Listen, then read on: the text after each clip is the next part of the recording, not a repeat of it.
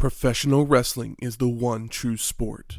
Other sports have their share of intense, dramatic moments, but nothing can compare with professional wrestling.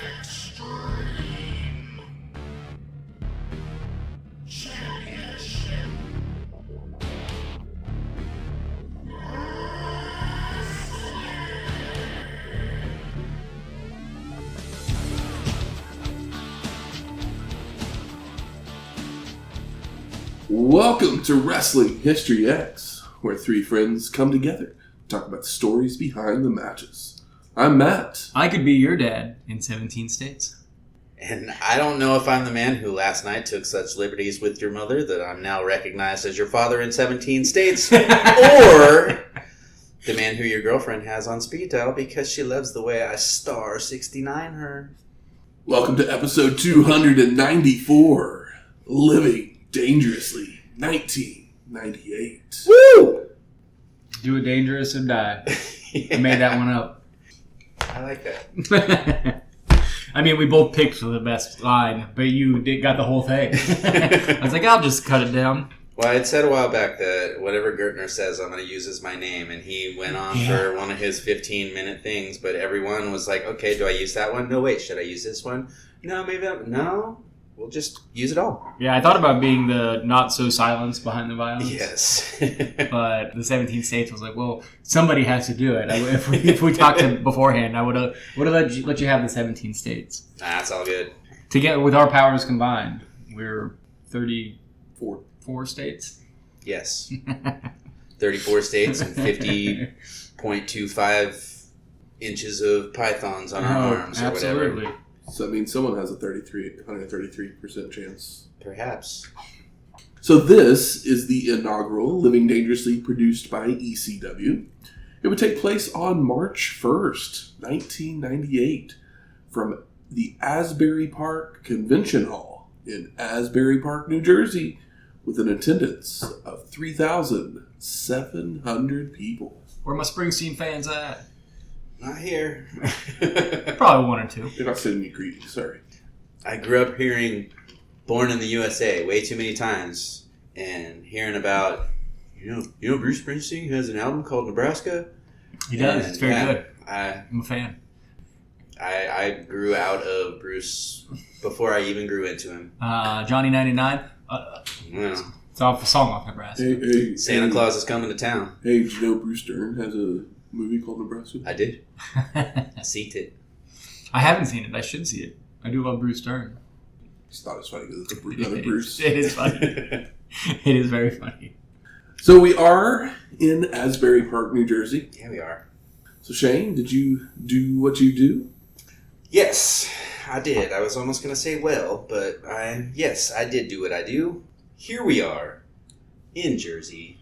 We're in Asbury Park. And I thought, what the hell, or I shouldn't even say I thought. I did what I do in the sense that I got on the Google machine and said, what the fuck do people in Jersey eat? You're not a Bing man? Maybe you should try Bing. I'm kidding. Chandler Bing man. Okay. And that's where it all ends right there. No. That's where the line stops. Yeah, there's only no Crosby, no cherry vanilla, no, none of that. There's only enough room in your heart for one Bing. That's right, one Bing. My Bing-a-ling. But yes, I didn't really even have to look up what do people in Jersey eat because there's this popular little sandwich place that's just everywhere known as Jersey Mike's. And I know that comes from Jersey because it's in the name, damn it. Can't call Jersey Mike and be from like Boston because it'd be Boston Mike. The funny thing is that I bet in New Jersey nobody eats at Jersey Mike's because they actually have Italian sub shops that are locally owned, where that is a non-existent thing in Oklahoma. Somebody opened a goddamn Italian deli in Oklahoma City. It's crazy we don't have one. It's true. You can go to Tulsa and try. Well, it's not really an Italian deli. They have a Jewish deli, and then they have an Italian restaurant in that same company that has like Italian deli items there as well, but it's not your official Italian deli. But I'm hoping one day we got like every other kind of food. We don't have much in the way of East Coast. But I figured we're in Jersey. It's an ECW show. We're representing Philly, in Jersey, so why not go to Jersey Mike's and have a Jersey-style Philly from Jersey Mike's, as well as a Jersey-style Jersey sub from Jersey Mike's. Italiano. Exactly. So, if you've ever been to or never been to Jersey Mike's, you probably have heard of their number 13, which is their original Italian sandwich. It is provolone, ham, prosciuttini, capicola, salami, and pepperoni, done up Mike's way with onions and lettuce and tomato and oil and vinegar and oregano. Plus, I had them add some of their little Jersey-style peppers. The cherry pepper relish, or Yes. is it a little different? It's the cherry pepper relish. Love it. I didn't have to request it this time because they put a plentiful amount of the oil and vinegar on there, but they do have what they call the Jersey dab style, where they take the oregano, the oil and vinegar, and they just pour a shit ton of it onto the cutting board, as well as putting it on your sandwich. But then they take that top piece of bread and soak up all of that delicious oil, vinegar, oregano stuff. So when you're like me and you want that extra zing and pow and whatnot in your sandwich, instead of it dripping off of the lettuce like it typically does, it's soaked into that top bun, so it's in every bite perfectly. It's not for fans of wet bread. No, if you're not a wet bread fan, then you might not want to get it the Jersey Dab style. But as I tell everybody, I don't eat gross food, so trust me. We're living dangerously, so we're trying a Jersey style cheesesteak as well. Jersey Mike's has a wide variety of different cheesesteaks. They've got your regular old Philly. They've got a chicken cheesesteak. They've got a portobello cheesesteak. They've got a bunch of different shit.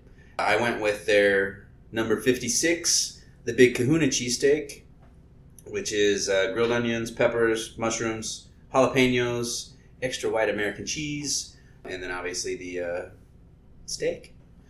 You have your choice of getting it in a bowl. You have a choice of gluten-free, white, wheat. I went for just your standard white.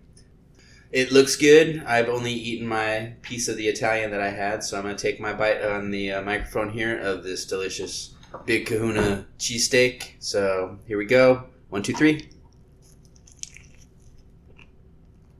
Fuck yeah.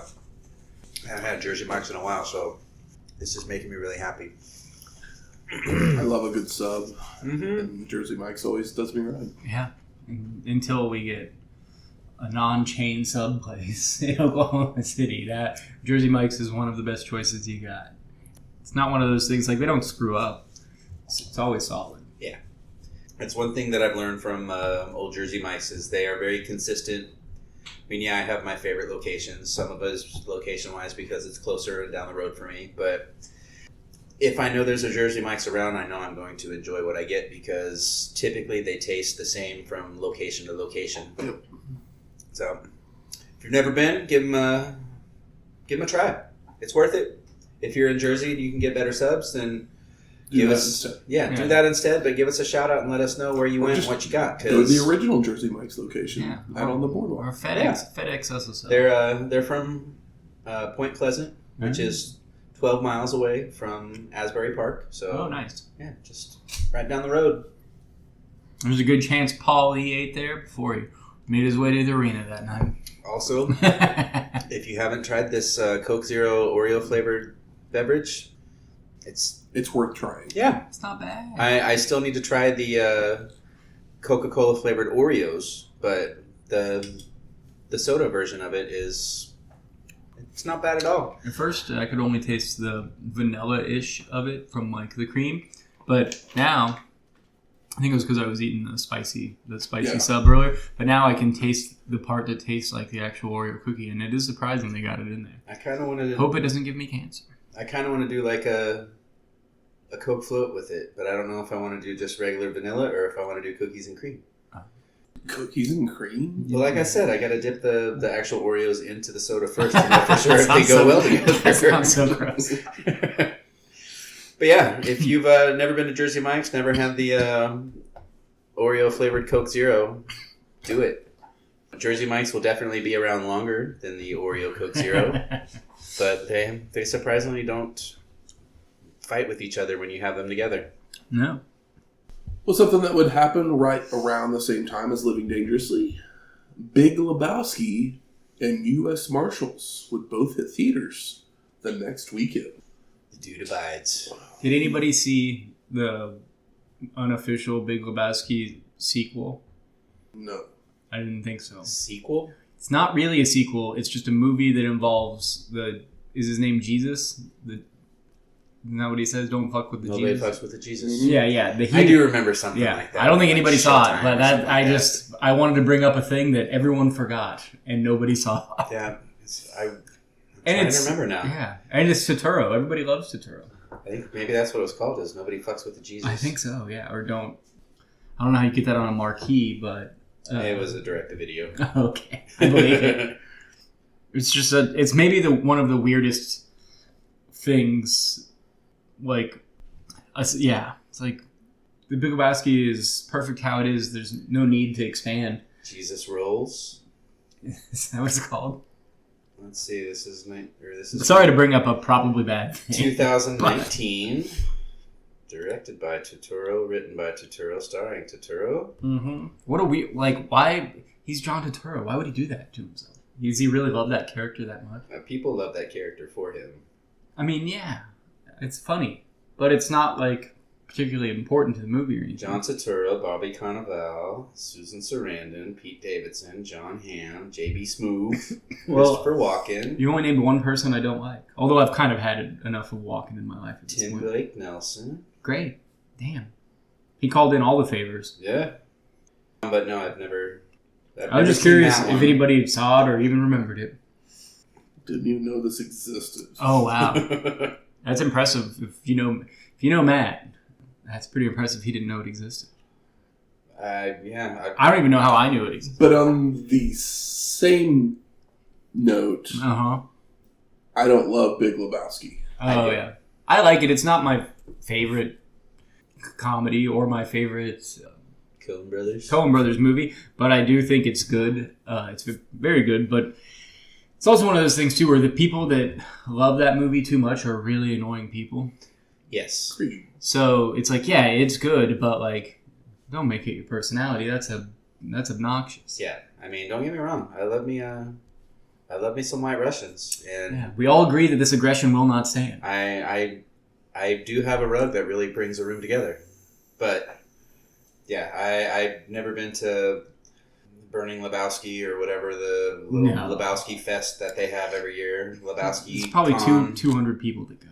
But this movie I saw in the theaters. I remember specifically.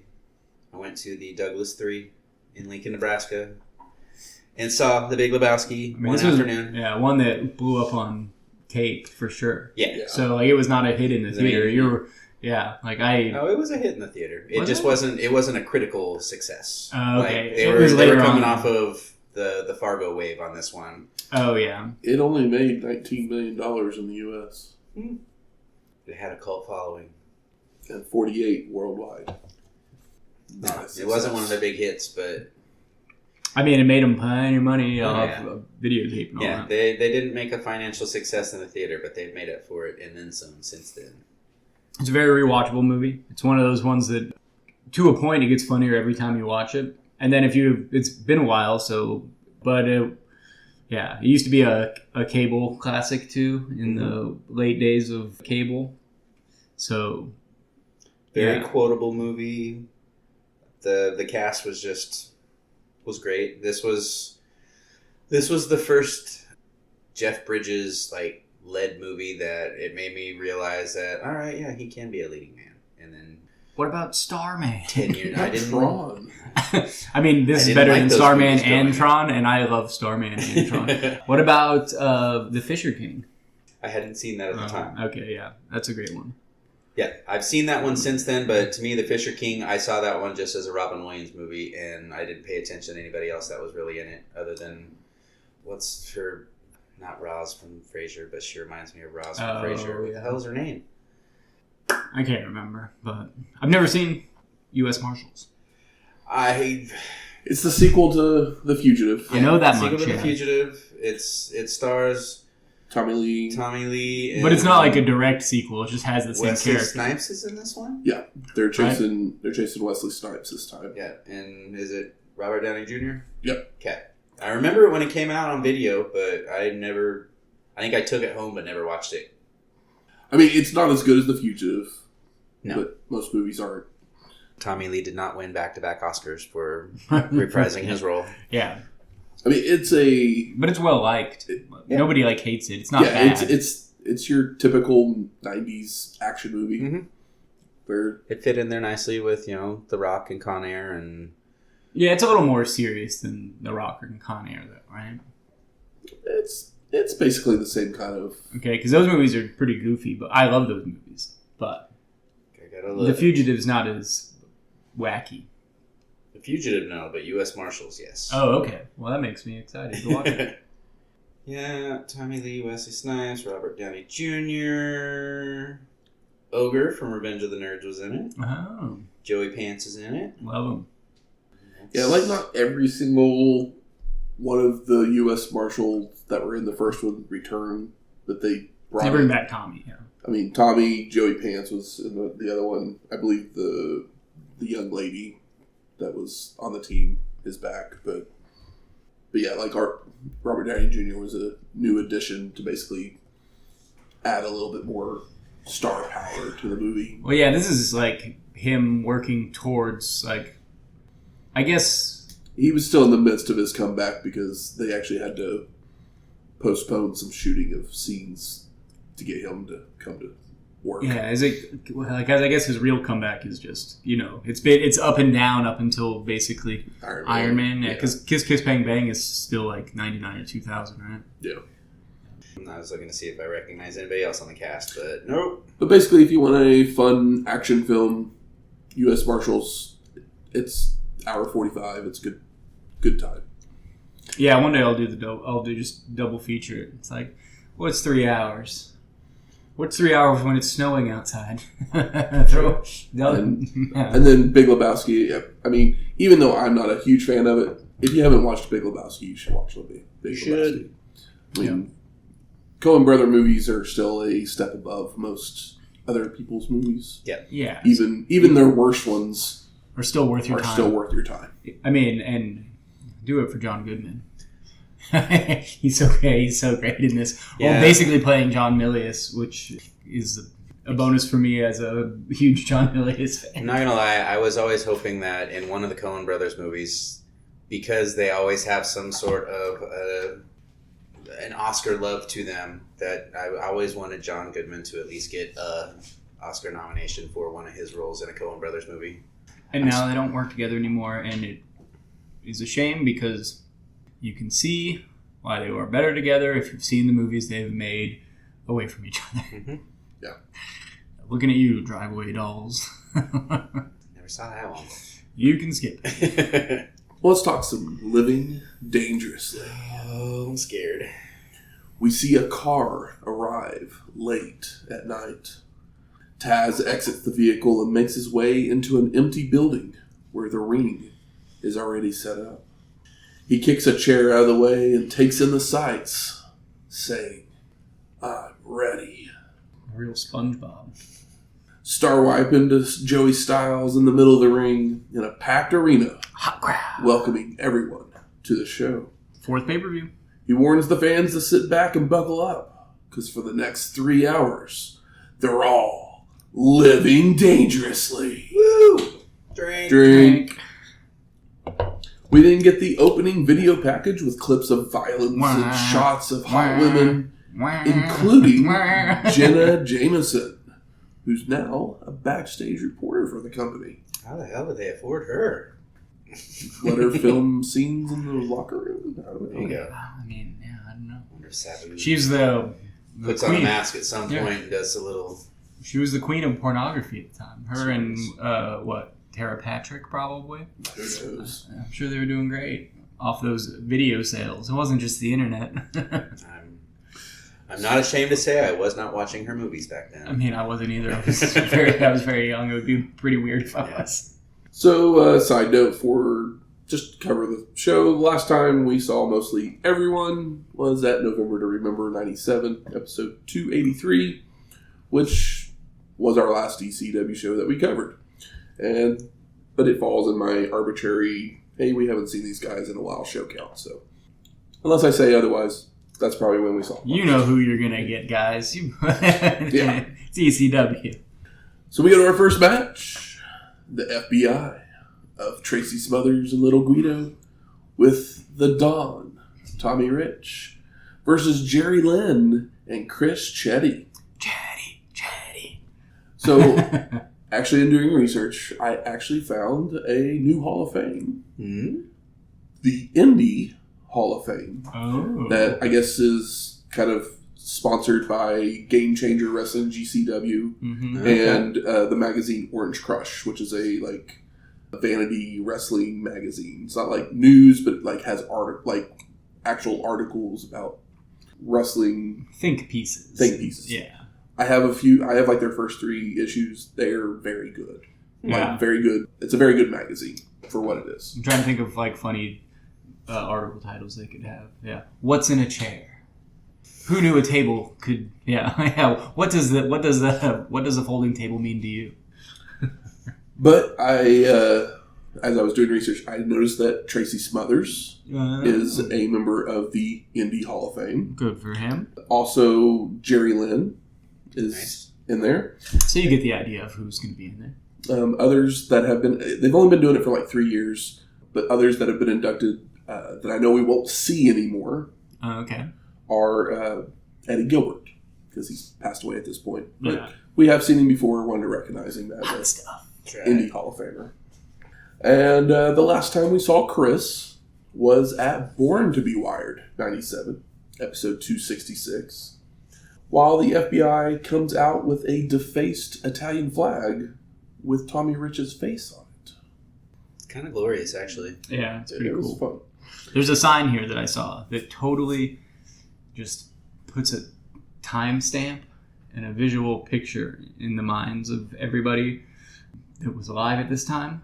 But there's a sign that says Jinko 316.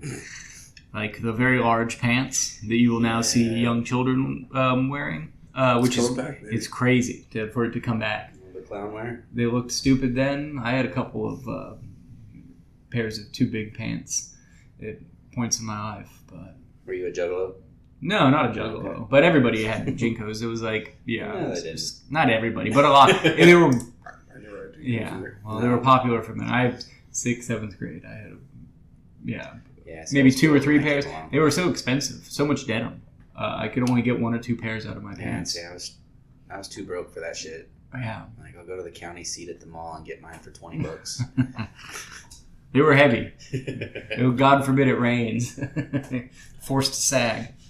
So Styles talks about how Jerry Lynn had worked for both WCW and WWF, which means someone wasted their time to delete a millisecond of audio just so the pandas wouldn't sue. Yeah.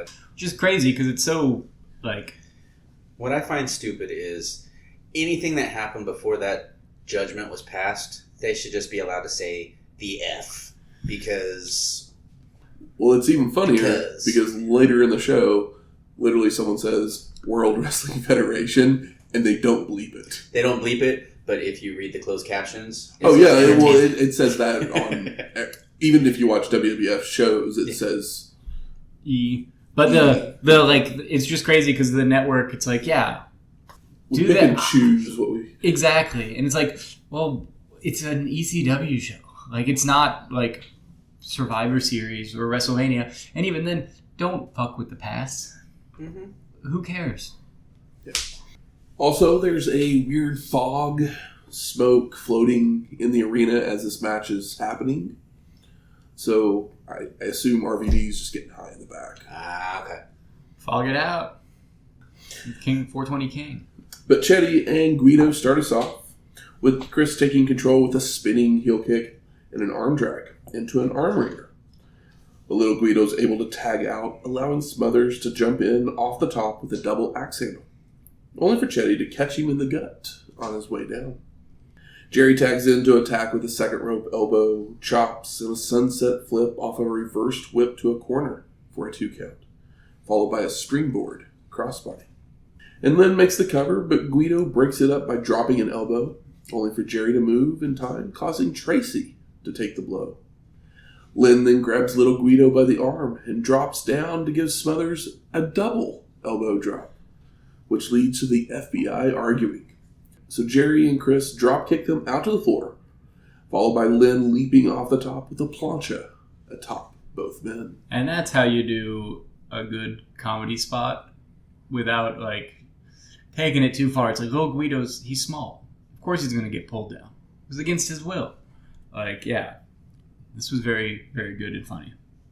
The FBI returned to the ring, only for Chetti to springboard in from the apron with a double clothesline. Yeah. He goes for an O'Connor roll on Tracy, but the Don is on the apron to smack Chris to change the momentum. And the FBI begin to work over Chetti with the Paisan elbow, suplexes of Chris, and suplexes of Guido onto Chetti. Stomps and a double shoulder tackle for a 2 count. Chris gets several roll-ups, only for Tommy to distract the ref every time, allowing the FBI to maintain control. I do love these FBI tag team matches when they have people that like can work and also understand tag team wrestling. Because it's like Tracy Smothers and Tommy Rich can put this together and it feels good and classic, but still it works inside of the ECW oeuvre. Good word. Feels good. Oeuvre. I like tag team wrestling. Chetti begins to rally with right hands and a springboard wheel kick and starts to make the crawl, only to be stopped by an elbow drop to his house of hardcore. Bring back the hot tag modern day wrestling. The FBI then telegraphs a double back body drop. So Chris counters it into a double leg drop across both men's necks, making the crawl for the hot tag.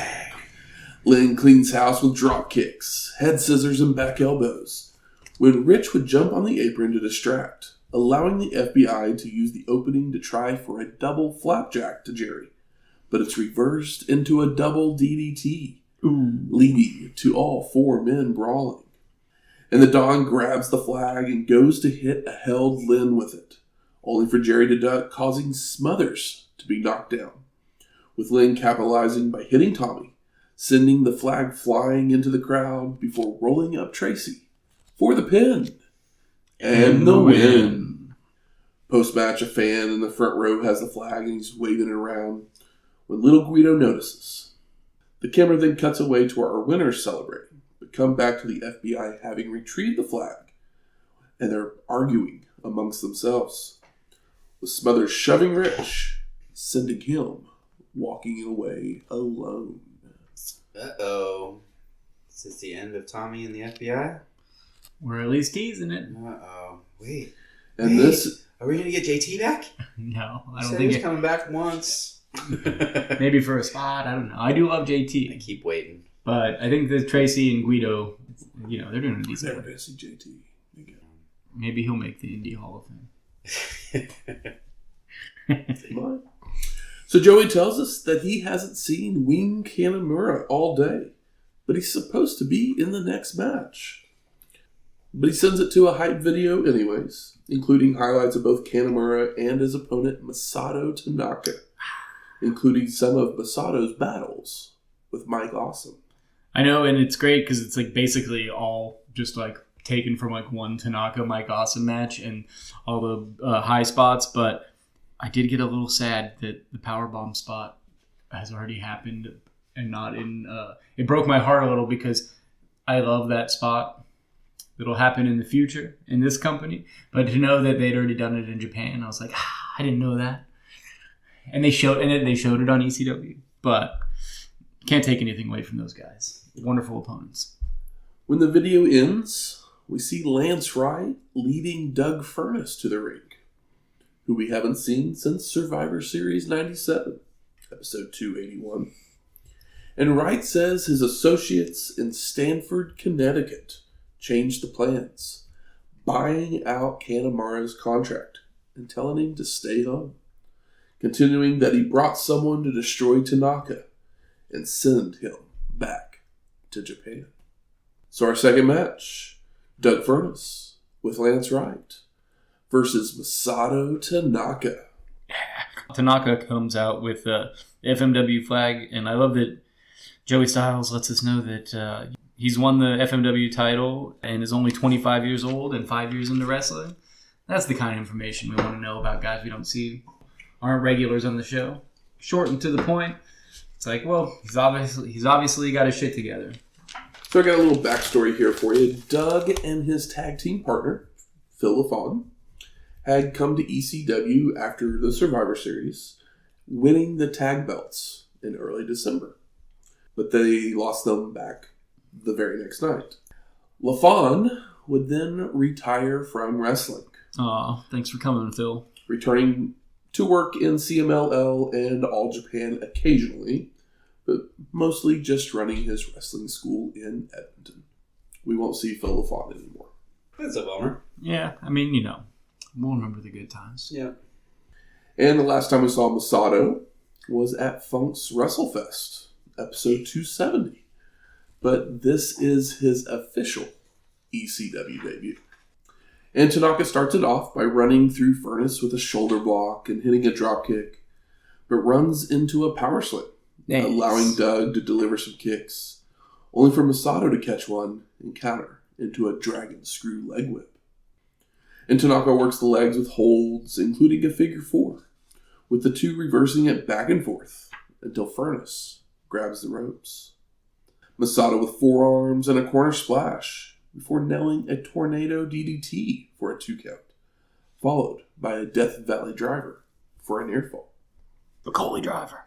They then botch a spot, causing Tanaka to just fall to the mat, so Doug recovers with a powerbomb that folds Masato in half for a 2 count. I mean, these guys are related, and there's an early spot where they basically trade snap-overs and then kicks to the back. And there's one of the kicks, maybe Tanaka kicking Doug Furnas, but he lays in so hard that you can hear the crowd like guffaw at like how hard he dug in. And that's an ECW crowd like reacting to a kick to someone's back.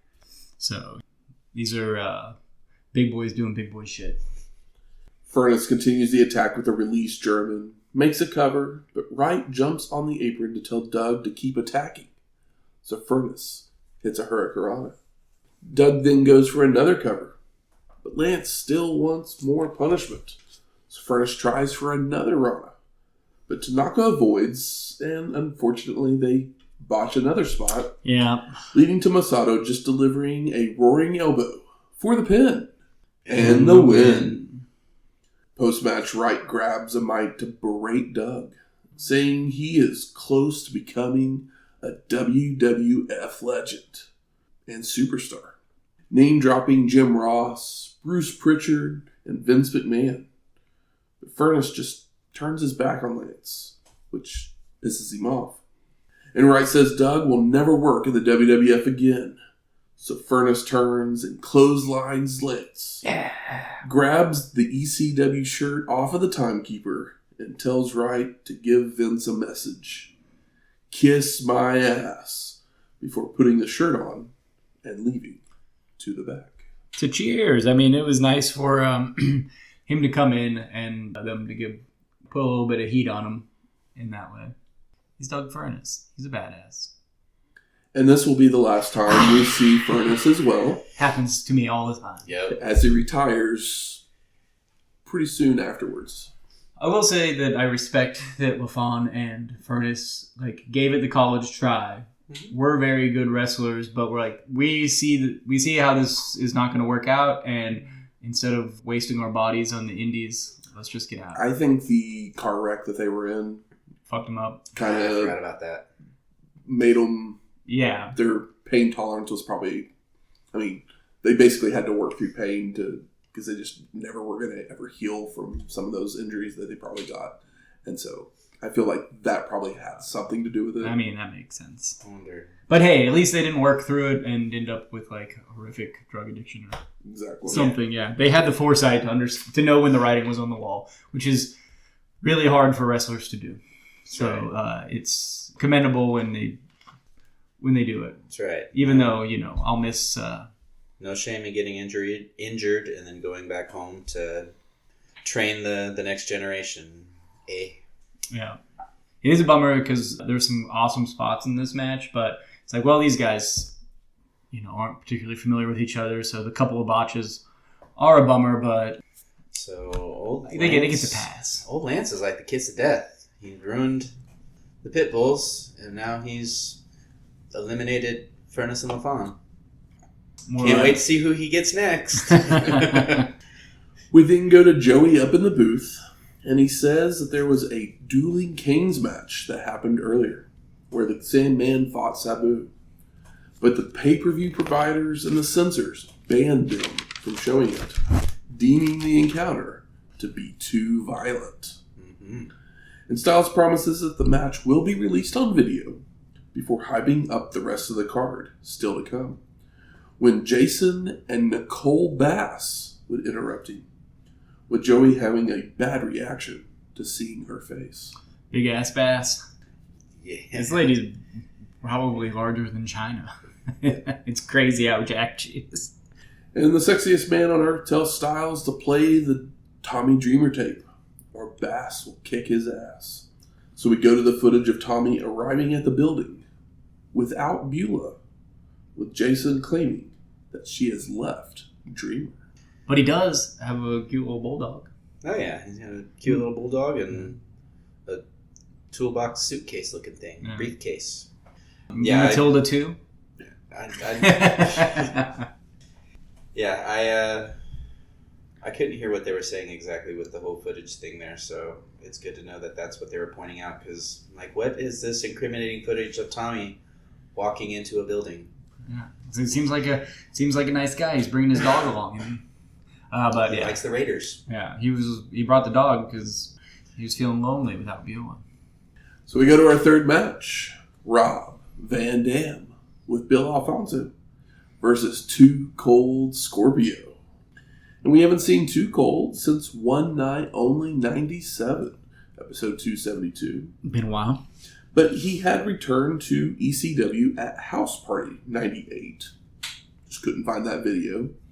And he was probably called House Party because he returned, and we know the man loves to dance. And House Party is pretty popular. But it probably wasn't the main event. He came out of a box. Everybody's over if they come out of a box. And he came back with Lance Wright introducing him as Flash Funk. Because Lance Wright is this WWF invasion type angle thing that's going on. Yeah, he's bringing guys that have worked for WWF and representing them. But Scorpio would correct him and let Lance know he wasn't there to work for Wright. Maybe he's just back on a more permanent basis. Who knows? We'll find out at the end of this. You say, and this is the last time we see Too Cold Scorpio.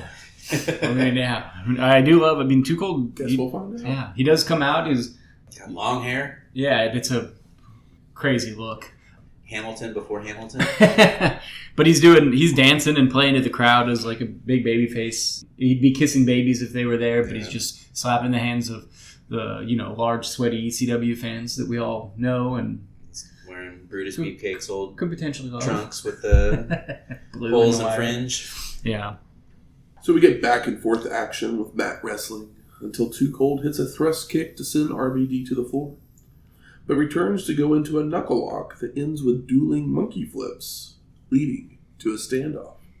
Another thrust kick sends Van Dam out to the floor again, with Scorpio following out this time to run RVD into guardrails. Too Cold then charges into a boot, so Van Dam leaps off the rampway with a moonsault, only to be avoided, before moving out of the way of a springboard jumping kick as well, allowing Scorpio to hotshot RVD on the steel. Too Cold then crashes on a splash against the railing, with Van Dam capitalizing with a chair, kicks, and a slingshot leg drop back into the ring for a 2 count. Fans start to chant, "This match sucks," and all I can think is these guys are fucking losers because this is good. It's Too Cold and RVD, and Too Cold, it's not slop era. For either one of them. Yeah, no, it's not. Mm-hmm. And the two continue to trade strikes when RVD delivers a spinning wheel kick before heading up top for another wheel kick for a near fall. Van Dam continues with a rolling splash, but Scorpio fights back with several hook kicks, only for RVD to respond with a corkscrew leg drop for a 2 count. Start chanting boring, and I'm like, guys, if every match is tables and chairs and blood, then none of them matter. ECW's done a good job on these pay-per-views of scaling it back and building it up. Enjoy a wrestling match. They're still doing chairs and steel, but not to the extent that I guess they want. Too Cold avoids a rolling corner splash, taking control with a powerbomb, a somersault leg drop, and a slingshot splash. And Scorpio just starts signaling for the 450 after basically every move. Yeah. But continues to do other moves such as another leg drop, a back suplex, a twisting splash, and a moonsault for a near fall. I think he's doing it in hopes that he can get the crowd on his side or get them to like cheer for a thing because they're being such dickheads. It's like, remember me, you like me. Yeah. We're doing cool stuff. We're good wrestlers. Too Cold then places Van Dam on the turnbuckle for a Super Rana. But RVD fights back to knock Scorpio down to the mat and flying off with a frog splash, only for Too Cold to get his knees up. Scorpio returns the attack with a second rope somersault leg drop before missing a corner splash, allowing Van Dam to nail a springboard kick, a body slam, and a split-legged moonsault for a 2 count. RVD with a Rana and a spinning kick that sends Too Cold rolling out to regroup. But Van Dam follows out to keep up the attack with more kicks and running Scorpio into the ring post. Posted. And RVD takes the fight to the ramp, where he grabs a chair to deliver a Van Daminator before going for a roundhouse kick, which Too Cold ducks and retaliates with a pair of pile drivers. Damn. And Scorpio drags RVD back to the ring, only for Van Dam to go downstairs and start pounding away. So the ref goes to pull RVD out of the corner, when Too Cold would drop kick them backwards with Van Dam on top of John Finnegan. Ref bump. Scorpio then dives off the turnbuckle with a splash, but RVD moves in time, wiping out the ref again. Damn, John Finnegan. Van Dam with a big boot, and he goes upstairs for a 450 splash, only for Too Cold to move and drop RVD down with a powerbomb, followed by a 450 splash of his own, making the cover.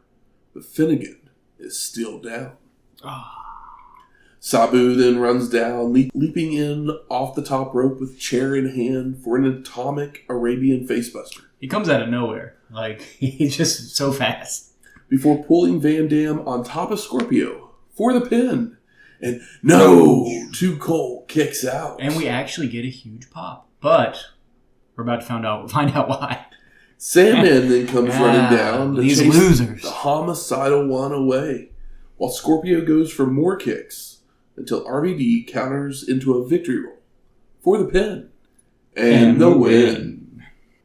Post-match, Van Dam grabs a mic saying this was a great experience for both of them, but better for him. So he will give Too Cold a chance to shake his hand. And Scorpio reaches out when RVD fakes him out. So Too Cold says he's more of a man than Van Dam will ever be. But he will shake his hand, even if he won't shake his. And RVD agrees, telling Scorpio to call him the better man. So Too Cold does it, followed by a clothesline. He asked for it. Yep. Scorpio starts stomping away until Sabu comes to the rescue, putting a table in the ring while Van Dam delivers a leg drop. The homicidal one then places Too Cold on the table, followed by RVD and Sabu climbing the turnbuckles, when Sandman would reappear, stopping them with a cane and hitting a super Frankensteiner to the homicidal one, which breaks the corner of the table. This is the Frankensander. Van Dam and Sabu leave to the back, when Scorpio would grab a mic again to say he appreciates the ECW fan support and the Sandman for having his back, before the two share some beers and a dance party. Crack 'em and dance. Hell yeah. Yeah. That match was really fun. I just can't believe this crowd. This is the kind of fun stuff I want to see in ECW, and here they are giving it shit, and then they pop because Sandman came out to do a shitty Frankensteiner to a corner of a table. Have they no taste? Joey then sends it to a hide video about our main event.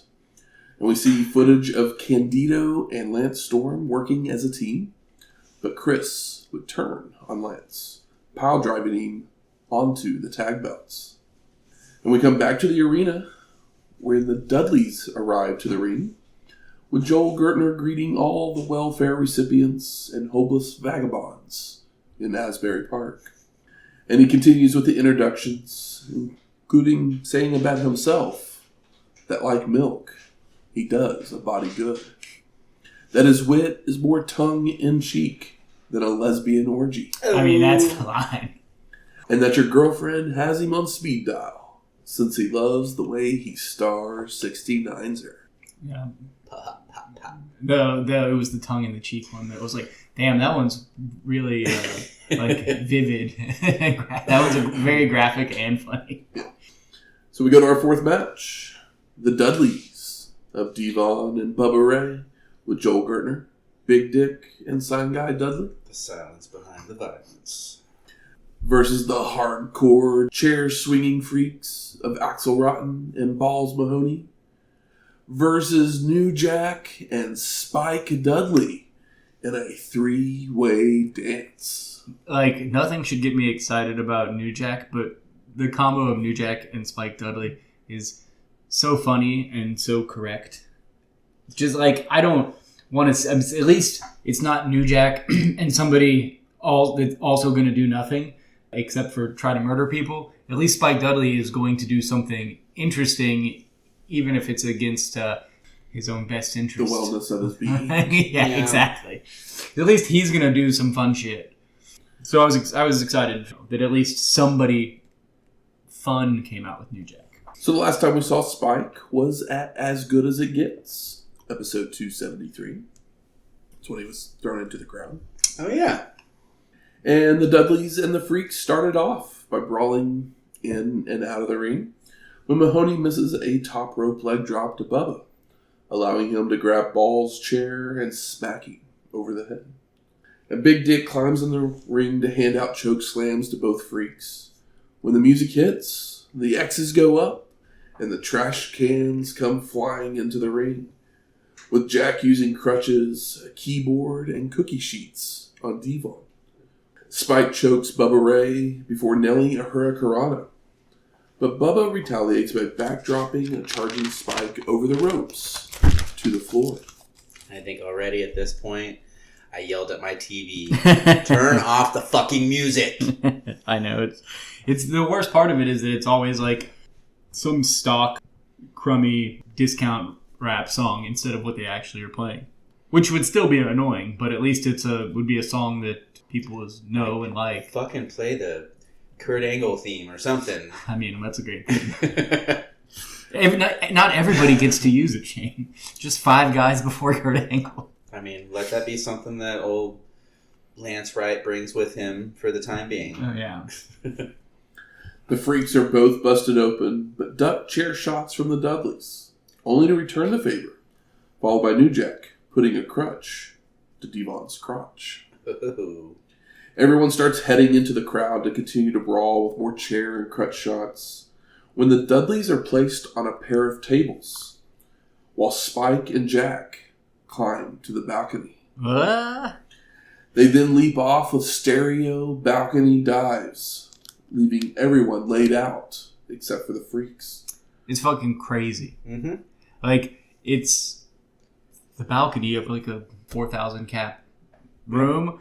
They have to like stand on the like steel guardrail. I got scared because for a second, like one of their feet was like under the like steel rail, and I was like, you gotta move that foot before you jump. It's like, I know they would, but you can feel how intense this is, and when they fall, it feels like they're falling harder and faster than it's like they fall like fucking boulders. It's nuts. Like, as small as Spike Dudley is, he smashes through Bubba. Yeah, they're too high up there. It's crazy, and it's cool, but it's not a very cool thing to do. I hope they made more than an extra $50 tonight. Spike and New Jack are dragged back to the ring by the Freaks, where Balls hits a Saito suplex before setting up a table. But it backfires when Mahoney is put through it by a tornado DDT by Spike for a 2 count. Only for the Dudleys to have made it back as well, where Bubba Ray press slams Spike out to the floor. Yeah, I mean, the arena pops as soon as he picks him up for the press slam because... They think that he's going to throw him into the crowd again. Yeah, because the Bam Bam spot where it's like, that was fucking crazy. Launched it. The Dudleys then nail Balls with a Dudley death drop for the pin. 3D. And the elimination. The Dudleys start to celebrate when Jack and Spike would grab a pair of guitars to smash over the Dudleys' heads, followed by an acid drop and a flying chair shot on Devon for the pin. And the win. Go, little brother, go. That's right. I mean, yeah. This was not the worst brawl we've seen. At least didn't feel over long, and they did that crazy spot. Yep. The spot was crazy. What can I say? It's what that's what the match existed for, it seems like. And it's memorable. Yep. You won't forget it if you've seen it. I just need to get in the habit of hitting mute as soon as that music starts. Yeah. Because seriously, It makes the music starts, the X's go up, the trash cans hit the ring, and my brain turns off. Yeah, I share that sentiment, but I definitely woke up and my brain started rushing when they climbed up there. I was like, "Don't do it! I know you're gonna do it. Don't do it." We go to Joey, who apologizes on behalf of ECW for just incredible, saying we signed, publicized, and pushed him, only for Credible to spit on the traditions of the business, insulting wrestlers' families and injuring competitors. He's doing anything he can to get in the main event. Joey sends it to a video where we see footage of Justin's win over the Great Sasaki and his battles with Mikey Whipwreck, where he injured Mikey's knee, causing him to have to be stretchered out. Credible's then shown antagonizing Dreamer, which leads to them brawling.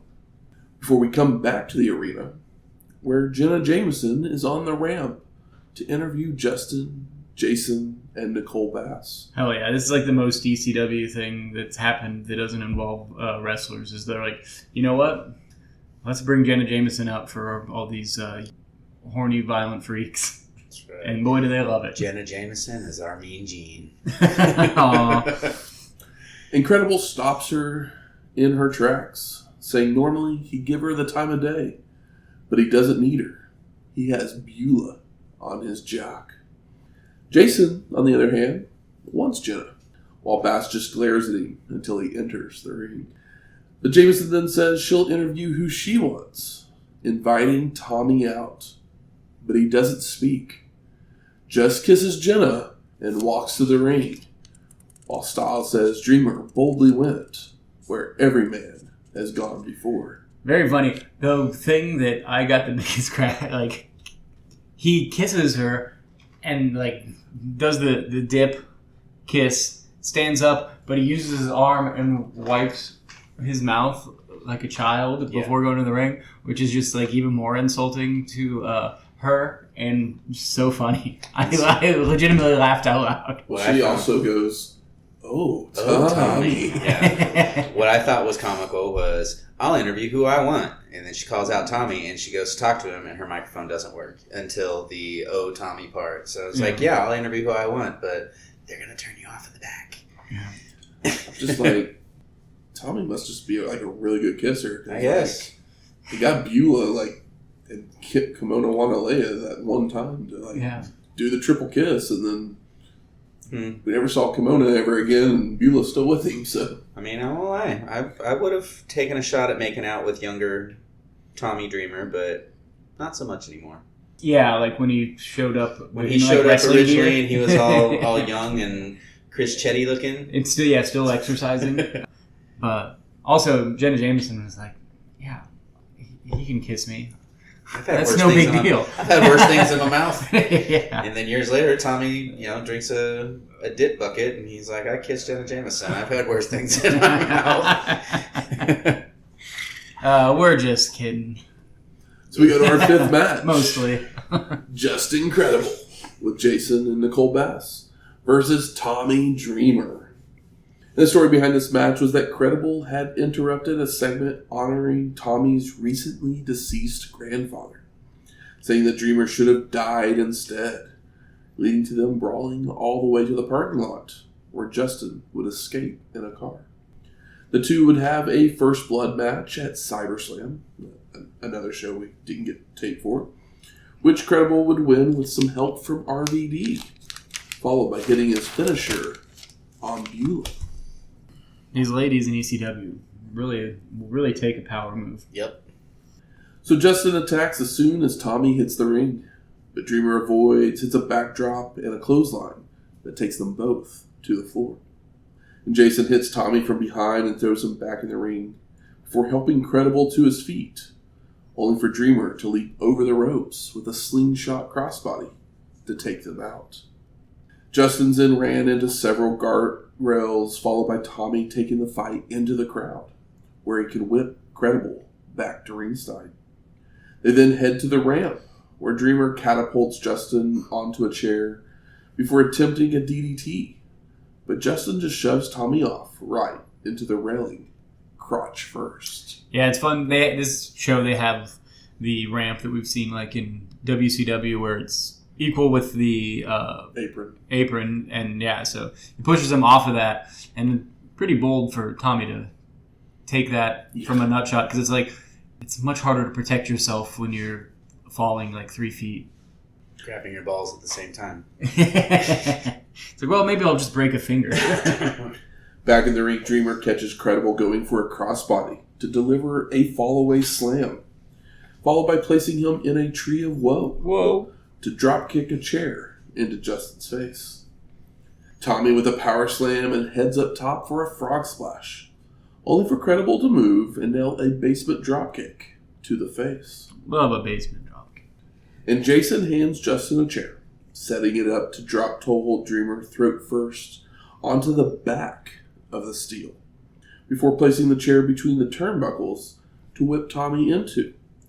But the brakes are put on for Dreamer to hit a side Russian leg sweep. Yeah. Incredible retaliates by throwing Tommy into the chair face first, followed by a reverse DDT onto the steel. Justin then takes the chair with him as he climbs the turnbuckles, flying off, only for Dreamer to get his boots up to send the steel into Credible's face. And Tommy fires up with a hard whip to a corner, with Justin landing atop the ropes. So Dreamer kicks him to cause Credible to crotch himself. But your own medicine. Dreamer then picks up Justin for an airplane spin into a Spicoli driver. Yeah. And Jason would jump on the apron to distract Tommy, allowing Justin to recover and deliver That's Incredible. Damn. All of a sudden, Beulah comes walking out to the ring, where she starts to flirt with Credible, but instead drops down for a low blow. Yeah, I love the look of walking out in a black velvet dress and also a neck brace. Yeah. Hey, sexy and smart at the same time. Only she's walking down to the ring to get hurt. She's a woman on a mission. She's got to get revenge. Jason jumps in the ring to attack, only for Beulah to duck and nail a DDT. Yeah. When Nicole would grab Bigelow with a bear hug, making her look like a ragdoll. I know, when they shake those skinny ladies like that, it looks so dangerous. She got Marlena. Mikey Whipwreck would then hobble his way to the ring to hit a whippersnapper to Bass, but Justin grabs Mikey's crutch to smack his hurt leg. And Dreamer has recovered at this point, ducking a crutch attack and whipping Credible into a flare flip, only for him to fall backwards towards Tommy, who delivers a DDT for the pin. And the win. I mean, guys, that was fun. Mm-hmm. That was more than I expected it to be, for sure. I mean, Just Incredible is pretty great.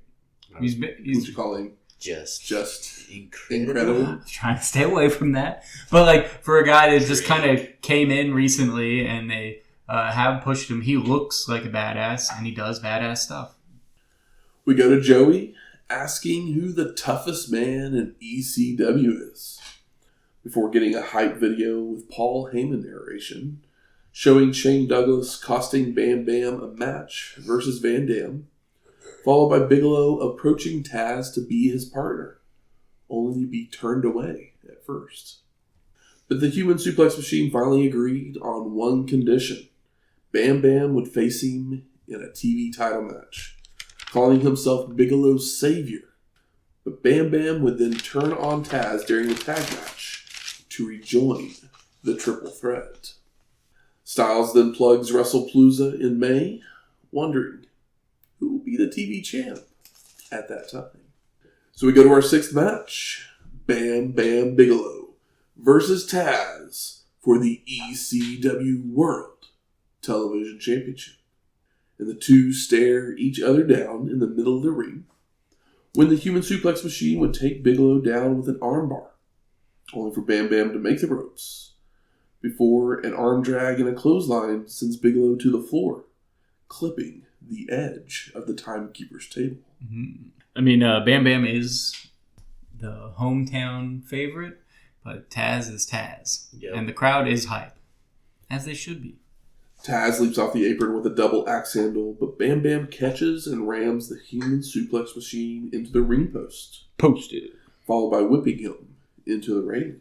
One of the best post spots I've seen in a while. Back in the ring, Bigelow continues the punishment with a powerbomb for a 2 count and a corner splash. He tries for another, only for Taz to charge out with a clothesline. The Human Suplex Machine then goes for a Tazplex, but Bam Bam counters in mid-air to land on top for a near fall, before being backdropped out to the ramp. The Human Suplex Machine then grabs Bigelow for a suplex on the ramp, only to turn and throw him into the crowd and onto some chairs.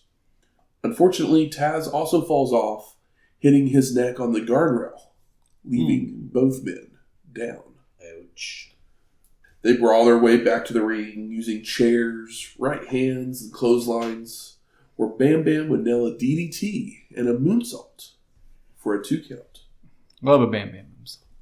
Bigelow then grabs the broken table and sets it up to powerbomb the Human Suplex Machine through. But Taz slips free and counters with a hot shot to send Bam Bam through the table, getting a near fall. And both men roll to the floor, where they brawl more with table pieces, head slams into the apron, chairs, the railing, even a street sign. When the Human Suplex Machine just dares Bigelow to hit him harder, no selling his right hands. So Bam Bam goes low to regain control before they head back inside. Bigelow picks Taz up onto his shoulders to deliver his finisher, when the Human Suplex Machine would slip out to apply the Taz mission, just hanging on Bam Bam's back. And Bigelow's tapping, but the ref doesn't see it. So Bam Bam does the only thing he can think of and falls backwards, sending the two men crashing through the mat. Oh my god. Crazy. Bigelow finally crawls out, dragging the Human Suplex Machine along, making the cover for the pin and the win. And no! Post-match, the triple threat come out to celebrate with Bam Bam, while Damage Control checks on Taz.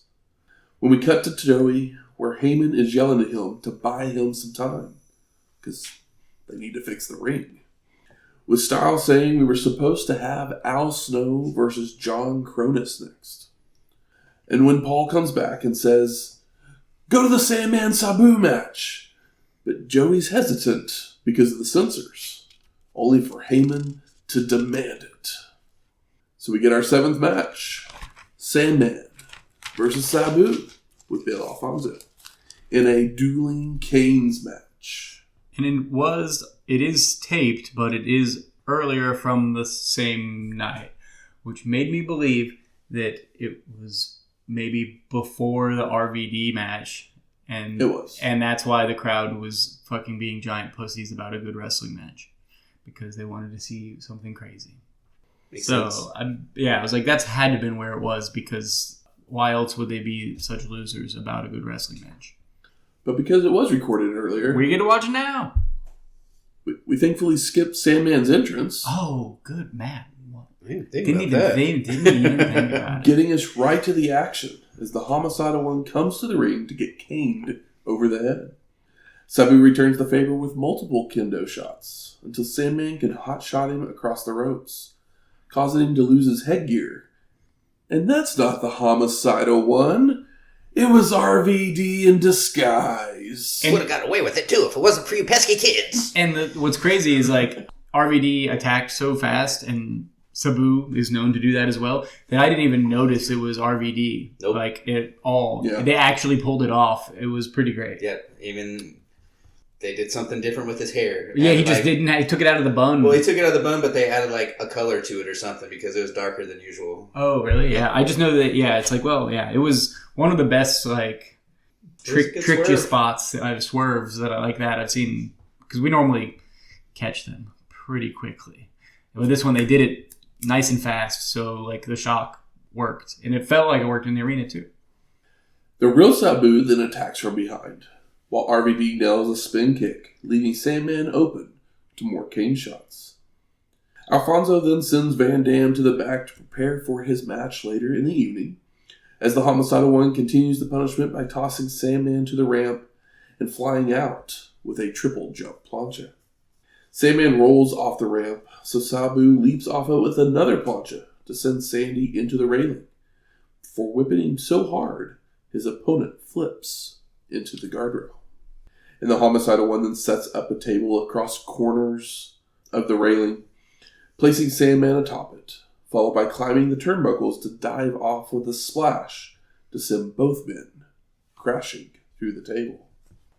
They return to the ring where Sabu makes a cover for two, so he grabs a chair for an Arabian facebuster, before a top rope somersault version misses. But the Homicidal One recovers first, tossing Sandman to the ramp once again. The top rope somersault one is the atomic Arabian facebuster. I just thought it was funny. The two fight over a suplex momentarily, with Sabu winning with a snap suplex, followed by a triple jump moonsault on the ramp. Sandman makes it to his feet and grabs a table, placing it against the ropes, with the ref holding it in place, Yeah, I caught that. only to then whip the Homicidal One into it, sending Pee Wee Moore crashing down to the mat. Roof bump, but you telegraphed it. Sandman then suplexes the table onto Sabu, drawing RVD back out, as Sandy sets up another table. Van Dam hits him with jumping and top rope kicks, as well as Sabu with a slingshot leg drop.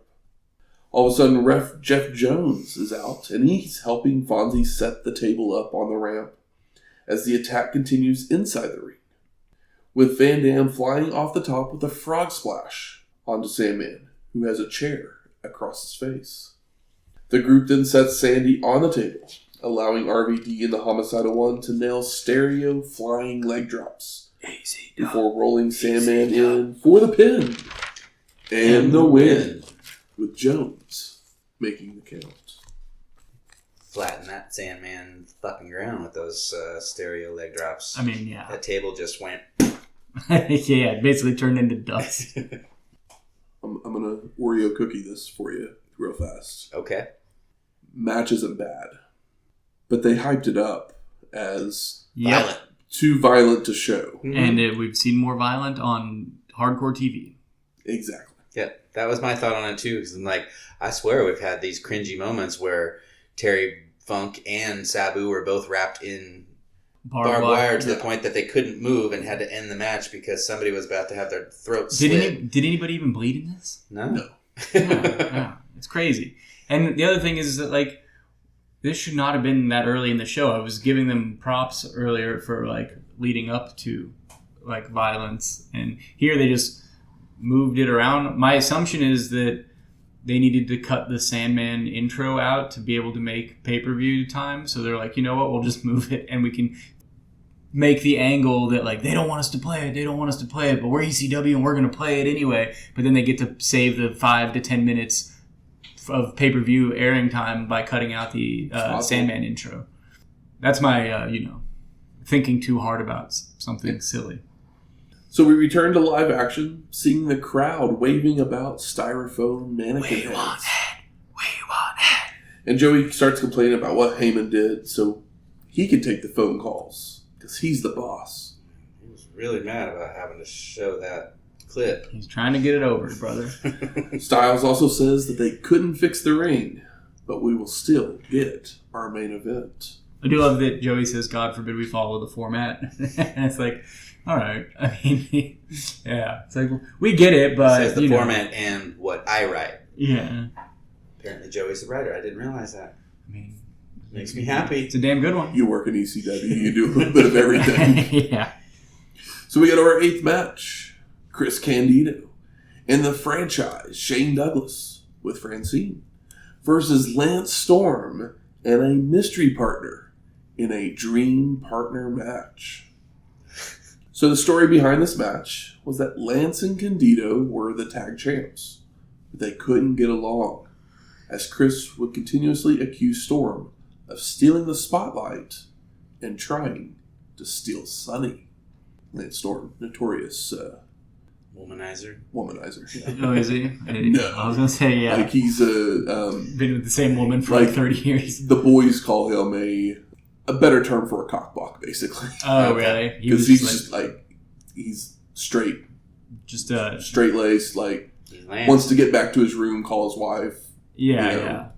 He's not one of the boys in the he's in the way that they used to. Yeah, he's a good old-fashioned man.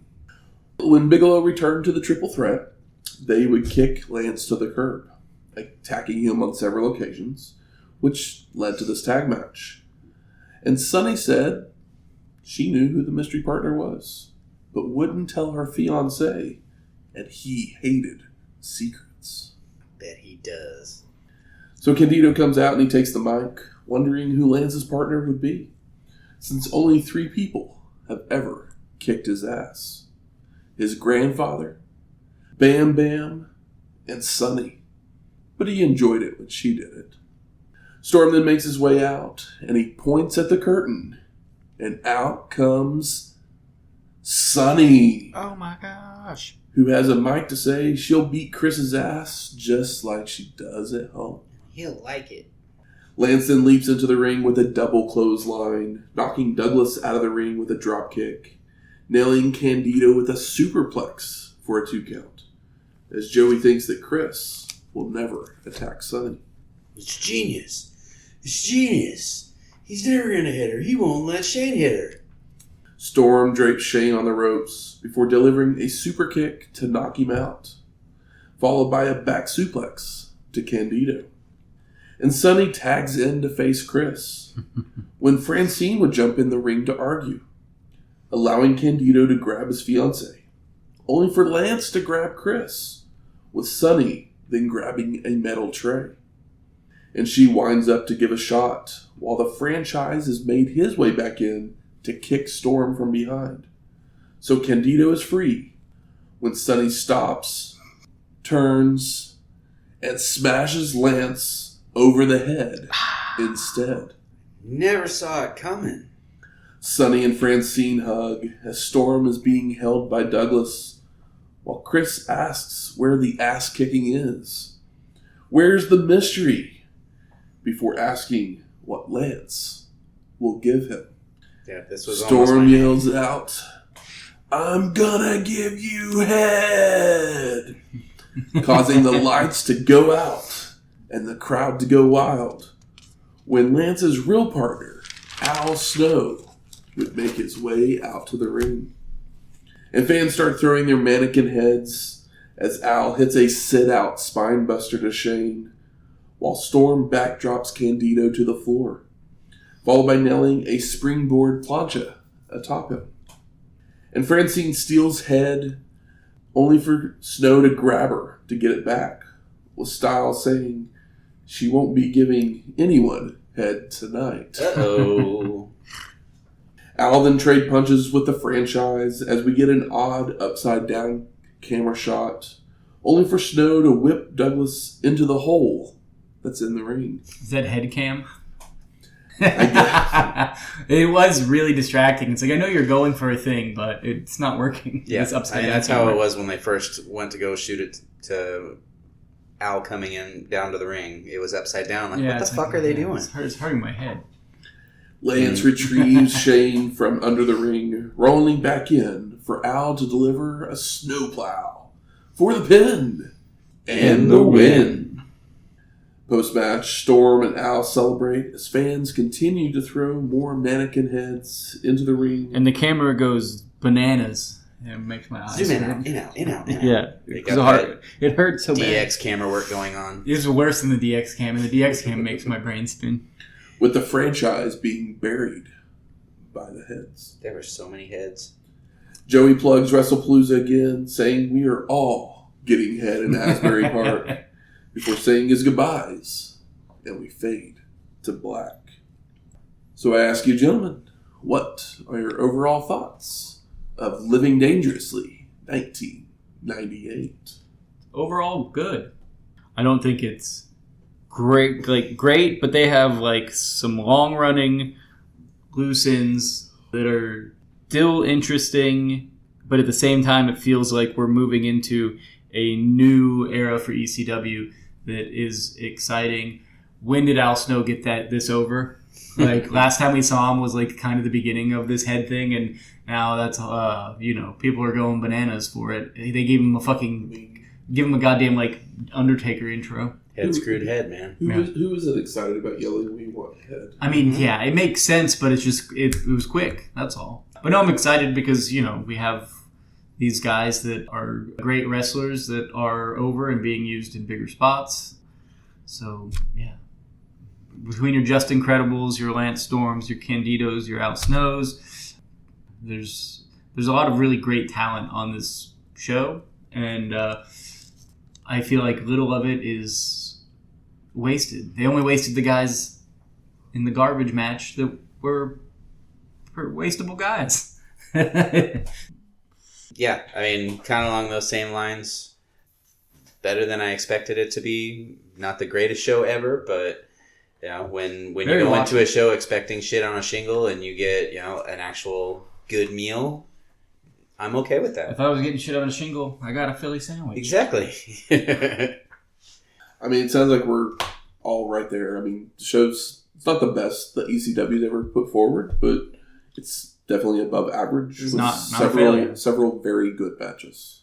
Yeah, and I leave the show excited about the talent that they have and are actually using that have come in. Because we've seen guys that we were like, oh, this guy's good, but he just does a small spot in ECW or whatever. But it feels like some of these guys are sticking around, and I've seen too many in the past. Why the fuck do they still keep using him? Yeah. But instead, Just Incredibles, they're pushing him big, and Lance Storm. Candido's been there the longest of those guys, but he means more every week. Good. Where's the smart marks at? There. All right. Fuck you. I think it's time we smark it up. So what are some of the best moments of this show? Love the RVD fake out because it actually worked on me, and those rarely do. Yeah, that was fun. I mean, I had fun with the starting match there. I mean, RVD and Too Cold Scorpio was a fun match. The whole Dudley Gertner intro, always a good time up until a certain music hits, and then everything gets a little blurry. I guess, I don't know, for moments, because there's matches that I really like, but the moment that those guys fall out of the air and it's like, did they get heavier somehow? Because, the way they fall to the ground is such a moment, even for probably my least favorite match on the show. It is a moment, but the lowest match in my mind. The table spot in the Sabu Sandman match where they did the stereo leg drops and exploded the table. Was fun. I love Bam Bam breaking the table with his hand in the Taz match. That was a really fun moment because, it's Bam Bam. And hell, who knew that they had the original crashing through the mat moment? We haven't seen that yet. I don't know. We've seen Taker come up. Wait. Comes up, not goes through, I think. Yeah, he came up. Okay. Yeah. I was did he originally get slammed through? That's a huge moment, and that's a super memorable, that's a thing people still talk about as far as ECW spots go. Tommy wiping his mouth after kissing Jenna Jameson. I can't help it. I truly laughed out loud. It was more than a snicker or a smile. Gonna kick my ass if I got back tasting like Jenna. Mikey hobbling out to give the whippersnapper to Nicole. Yeah, the poetic justice of the way that match comes together at the end was fun. It's a show that's legitimately full of moments. Mm-hmm.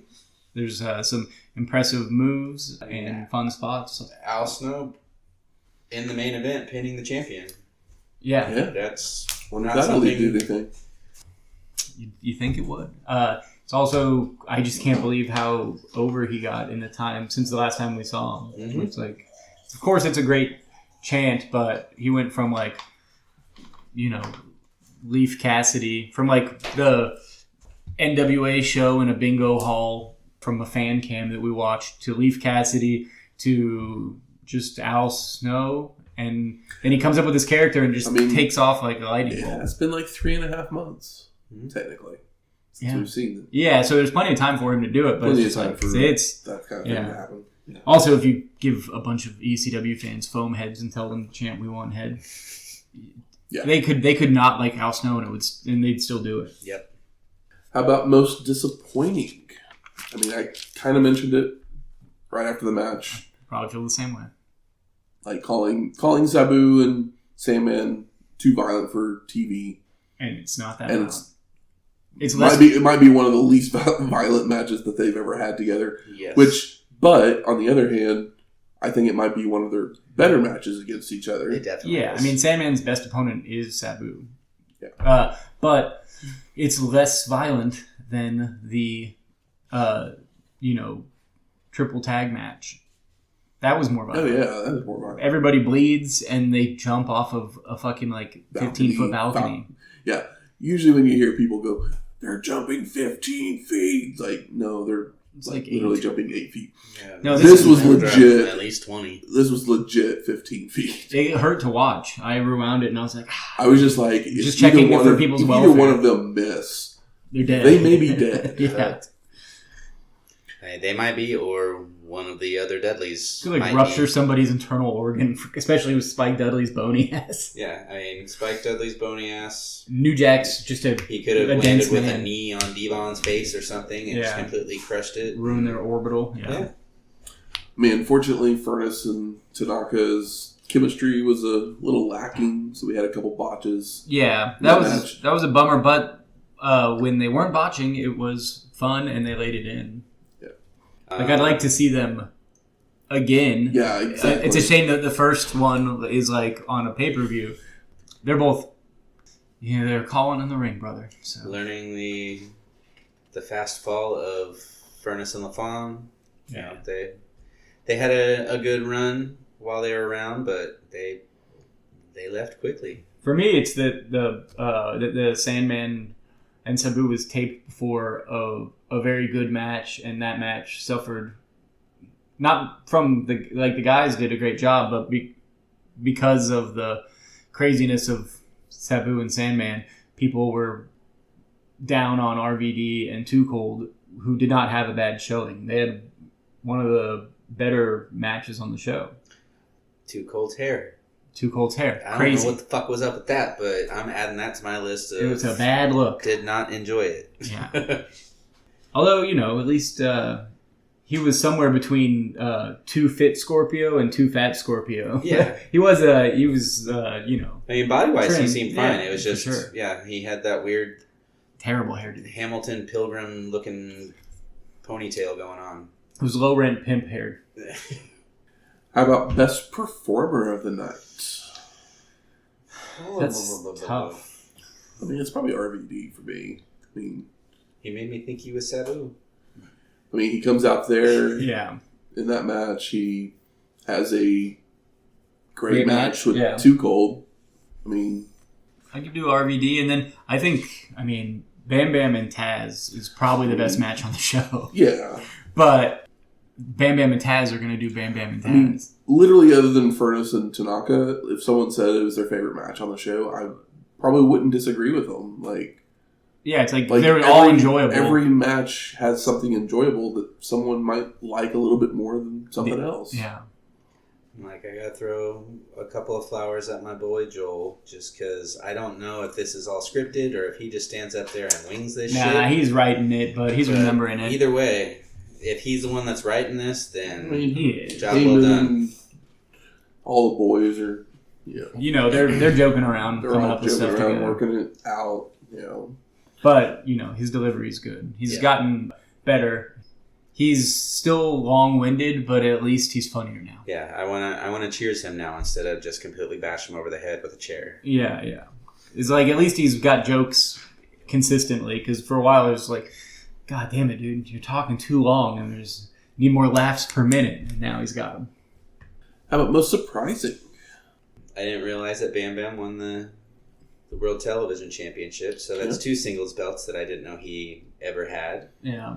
Too Cold coming back is I bet he surprising, but wins not the that tag belts surprising. at some point, so he's like one of the first Grand Slam. Well, I guess Shane. Yeah. Maybe he wins it with Shane, and both of them are like There you go. Grand Slam champions at the same time. The thing is, the guys that show up on this show are guys that have gone away and shown up multiple times, so it's not that surprising for Too Cold or Doug Furnas to show up. I was excited when it was Tanaka coming out, but I knew that he'd be coming out sometime this year. So Nicole Bass. I wasn't introduced to her until she debuted in the WWF/E down the road. So seeing her here was a shocker for me because I didn't realize that she got her start in ECW. Oh, had we not seen her before? Mm-mm. Okay. That was the first time we saw her. I thought maybe we saw her on the last show. But she was not better looking than I remember her. She was probably bigger than you remember her being. She's jacked. And the way they shot her really well, like close up, so her arms just looked massive. And they are massive. Like, I remember the first time I saw her in the beginning, WWF, she just reminded me of like a female Sid.